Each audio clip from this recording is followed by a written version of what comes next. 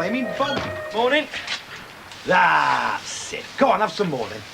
Usually give your birds that much feed. Just that one there. Get that fat, it won't be off the ground, never mind fly. Fancy. You see, its body weight is related to its wingspan. Now, if one or the other isn't quite right, well, it won't perform efficiently. You seem to know a lot about pigeons. No, not really, just aerodynamics. Is that a fact? You see, I wanted to be a fighter pilot. Well, till my eyes went wonky, through reading all the Ornbo books in bed with a flash lamp. You are just the man. Hey? Look, I'm racing these pigeons this afternoon, and I need somebody, don't I? I need somebody I can trust to take them out to, say, like, Eaton Park and let them go. You don't race pigeons in winter, do you? Couple of quid in it. Done. Slip round here when you're finished. Right. Come on, then. Who's going to be a little Led Zeppelin, then? See you later. Hey. Hey, am I late? I'm sorry. I did hear you calling me, but I must have dropped off again. Mind you, it were worth it. I had this dream about Nick Rhodes. You know him from Duran Duran. If Mavis had dropped off again, there'd been no morning papers for anybody, would there? I said I was sorry. Being sorry doesn't run a shop, which is what you're supposed to be helping Mavis to do. I thought that's what I was doing. Oh, yeah, of course you are, love, and I'm very grateful. Take no notice of me. Never do I? Not really, no. Sharon, when you worked with Len, did you do any jobs Bolton way? Not that I remember. He could have, though. He didn't tell me everything he got up to. What's that supposed to mean? Huh? What did he get up to? Note. Well, not in that way. I phoned that number last night, that Bolton number. A woman answered. So, Len did do a job at Bolton at some time or other, and she was the customer. Then why did she hang up on me? She never paid a bill, did she? Well, Len had a list of bad debts as long as his arm. Well, you know yourself he did, Rita. Look at them. 25 to 9 and not a stitch in sight. I blame you for this, you know, Emily. Me, Mr. Baldwin? Yeah, you. You shouldn't have given them their Christmas club until Friday, the day before the break. That's what they're thinking about out there, you see. What to spend it on. Went to buy a £20 turkey or a crate of champagne. You shouldn't give that lot diversions. But I couldn't possibly have held it back till Friday, Mr. Baldwin. They wouldn't have had time to spend it then. I think all holidays should be kept secret and spring it on them the day before. That way they wouldn't go into a stupor days beforehand. Even Christmas? Yeah, even Christmas. Scrooge. Is it right, Mr. Baldwin, you know that you're going to dress up as Father Christmas this year and go around factory with a sack full of presents? Oh, you see, I heard you was going to have this little grotto made so we could sit in it. I'll tell you what I'm thinking of doing. I'm thinking of going around with a machine gun. Now, let's get back to work, for Pete's sake. Otherwise, you will have had 2 weeks' holidays, next week's and this week. Oh, have you never heard of Spirit of Christmas, Mr. Baldwin? I've heard of it, yes, but I find it very difficult to have any. When the bills keep coming in, your supervisor lets you down, some of you have tantrums and quit. Christmas, a season of goodwill. You've got to be joking. Have you really packed in, Elsie? Yes, love, I have. Why, yeah, you kept that quiet, didn't you? Well, she keeps a lot quiet, don't she? Like sniffing after the supervisor job. Oh, belt up, Vera. At least I've done it. And tried. You never have. You couldn't supervise Nick as a spoon race. You couldn't. At least I don't go crawling to the boss when a mate leaves, setting she jacks it in. You must be power mad, you. It's about time to be looking for work, isn't it, Elsie? I mean, just after Christmas. As a matter of fact, love, I have got something lined up. Oh, aye? Where? Somewhere in the city?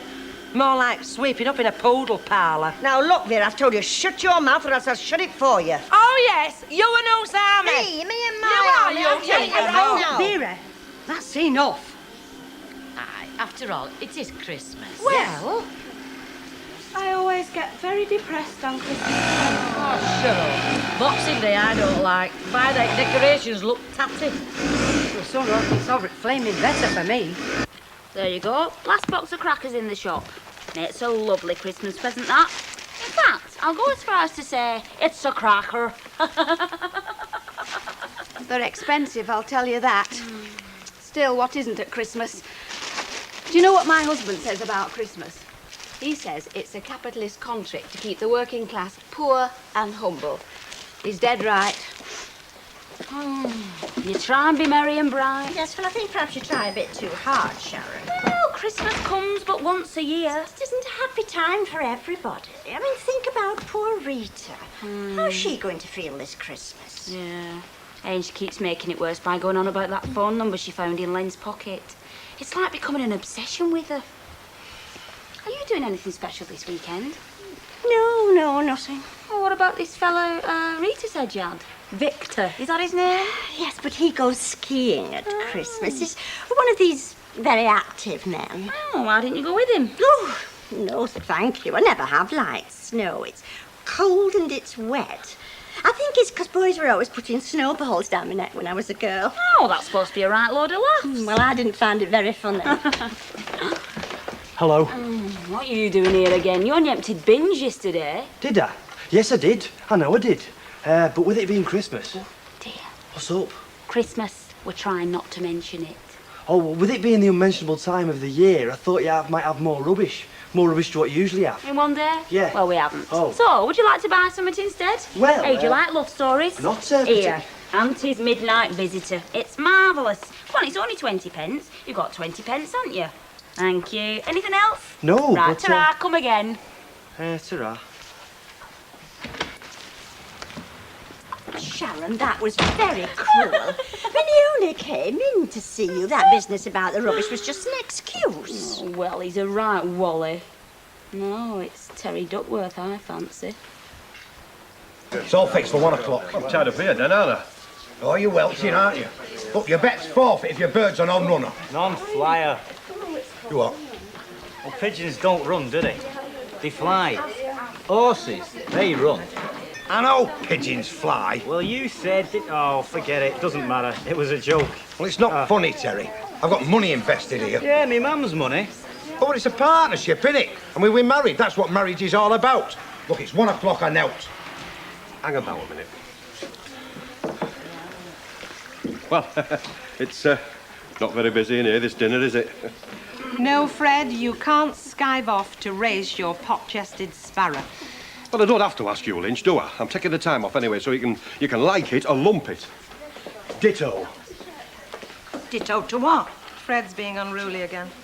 Smack across the nose with a rolled-up newspaper, do you think? We could always get him a choke chain. Yeah. Well, I'll tell you what, when I saw it on there.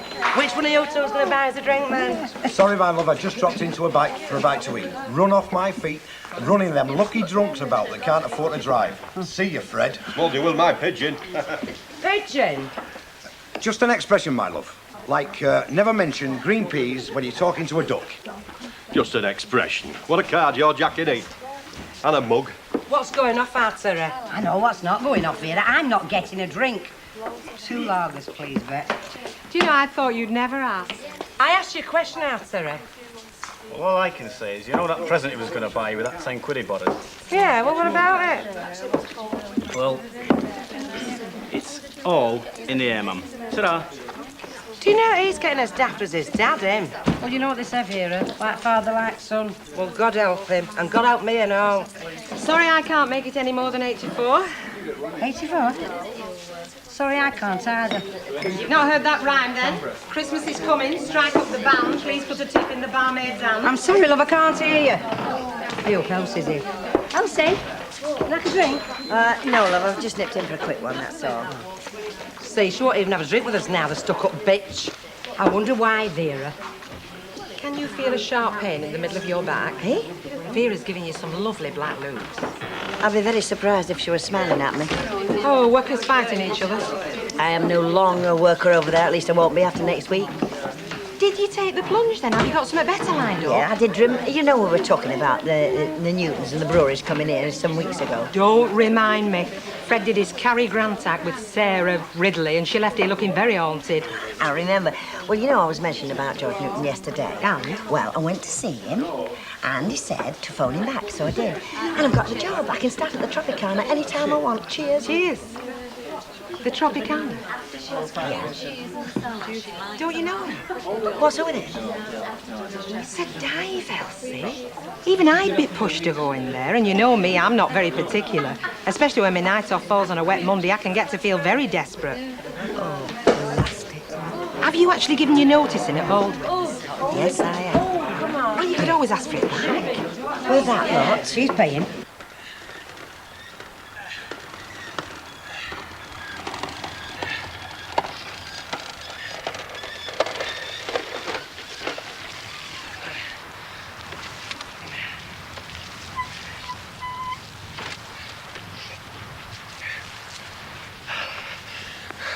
Right. Now you know what you got to do, don't you? When I let you go, flap them things at your side like mad and switch on your radar. And you'll be home before you can coo. 1, 2, 3. Go on. Go on, out you go. And don't forget to turn left at the M602. Come on, Jimmy. You don't want us to have too much of a start, do you? Jimmy, what's wrong with you? Oh, heck. He's dead.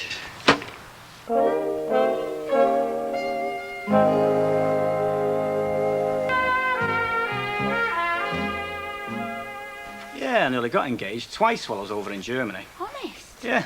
There's this one girl. My dad was like a baron or something. She had loads of money. She used to pick me up outside the camp in a white Mercedes. Why didn't you snap her up then? Well, her mum started fancying me, didn't she? Got a bit confusing, didn't it? Because they both sounded the same on the phone. I never know when to believe you. Why did you leave the army? Couldn't have afforded a Porsche on the money they was paying me, now could I? You want a Porsche, do you? Yeah. I'm part way to having one already. You're not. I am, you know. I've got the brochure. Oh, well, thump you, Terry Duckworth, if you're not careful. Are you, doing anything special at Christmas, like? Yeah, very likely. Oh. Be good now. Hey, you've not paid me for that magazine. I thought you'd given it me. There.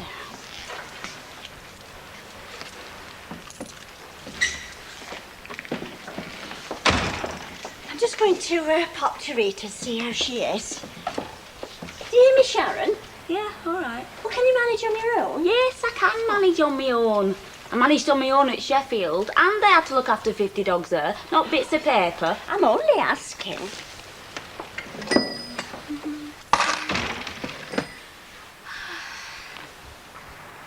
Should have been back long since. Ah, he's let him go near the flaming gun club. He's not a full shilling, that curly, you know. He's like Yates was. All he had to do was open the flaming basket. Hang on, what's that?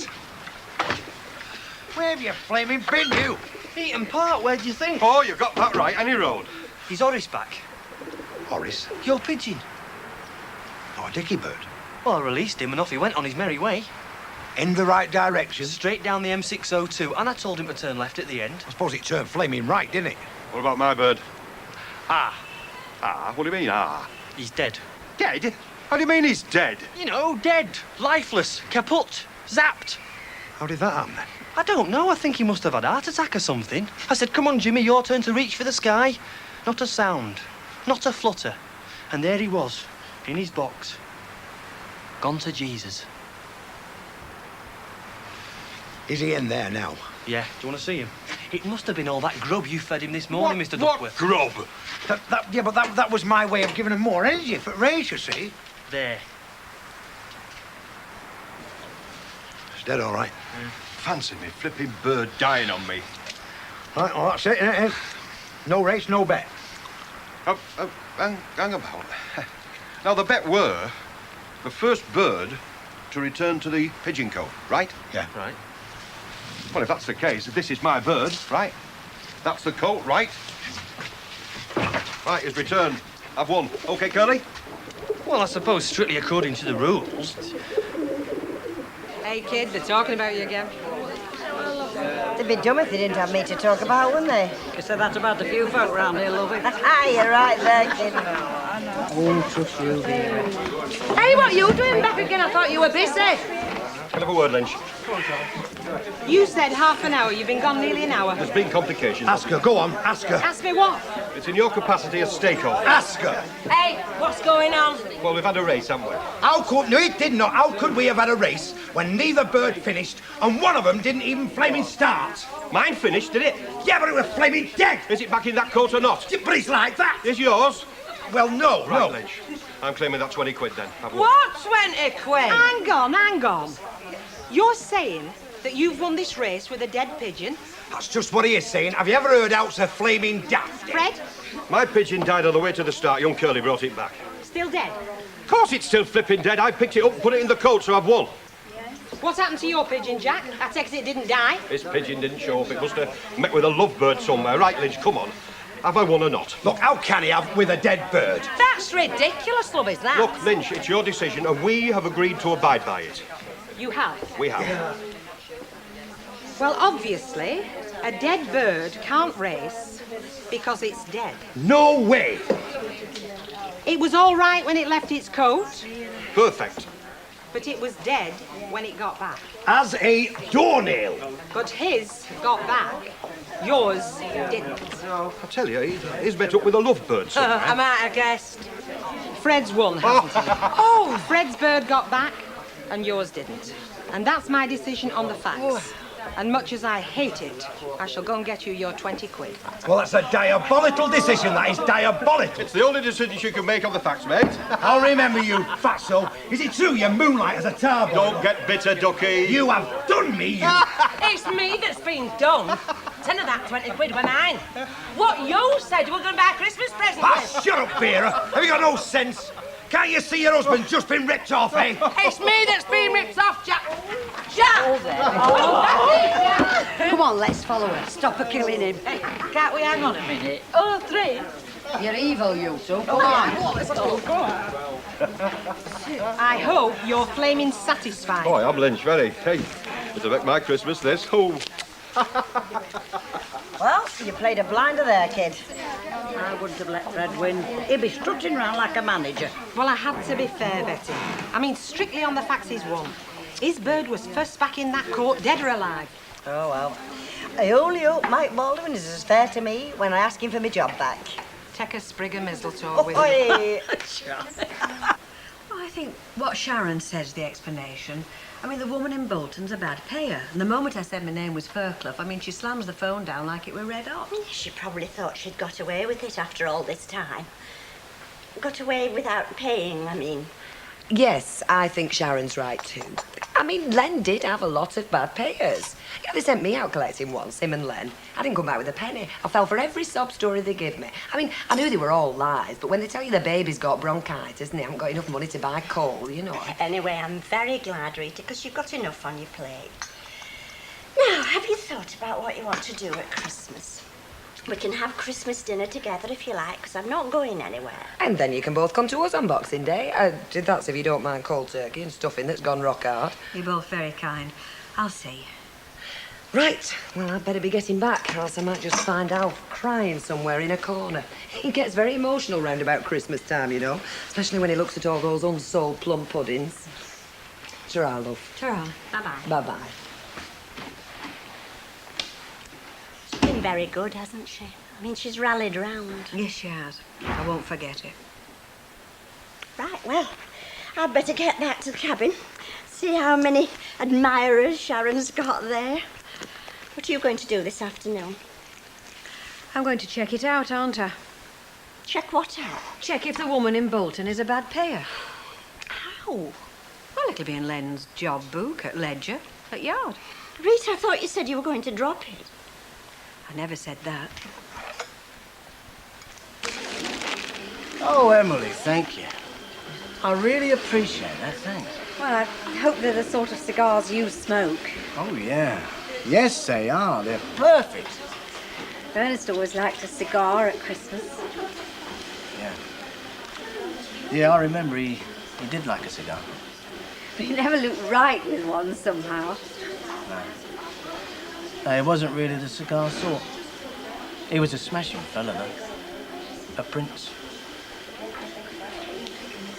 Well, I'd better do the wages. You are paying them this week, are you? Yeah, go on, I'll be generous, as it's Christmas. Emily, can you spare a minute?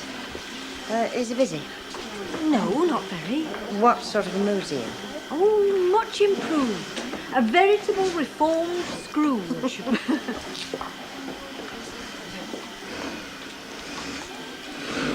What shucks and out, isn't it?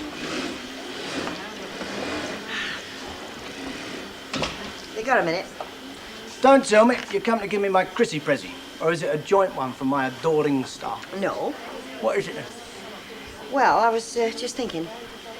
I was a bit hasty the other day, giving me noticing. I think you were too. There are much worse jobs out there, you know, if you can find them. I know. So I was wondering, could I take it back? Me notice, I mean. You want your job back? Yeah. Don't think that's a very good idea, Elsie. I mean, from what you said yesterday and what I noticed myself, you're browned off working out there. You're just going through the motions. I mean, I think you'd be much better off finding something else that suited you. Well, suited you a bit more, that is. I'm sure you'll find something. There's not much point in me coming back after the holidays, then? No, not really. We're paid up this week and you could go mad over Christmas. Thank you. Very much.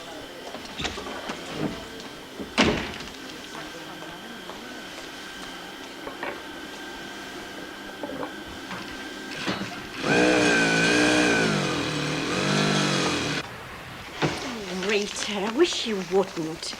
You've got a perfectly good explanation. Why don't you just accept it? I know I would. There's a Bolton name and address here. Proctor, Dover Close, Bolton. 1 new sink unit, £115. Paid cash. Sharon was wrong, wasn't she? She was a very good payer. It looks like it. What are you doing? I'm ringing her up. I want to know why she hung up on me. Rita, don't.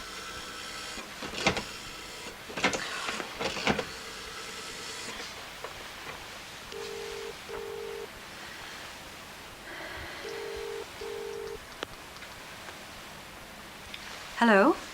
Mrs. Proctor? This is Mrs. Fairclough again. I would... Hello? Hello? She's hung up on me again. Why? Why doesn't she want to talk to me? I don't know, Rita.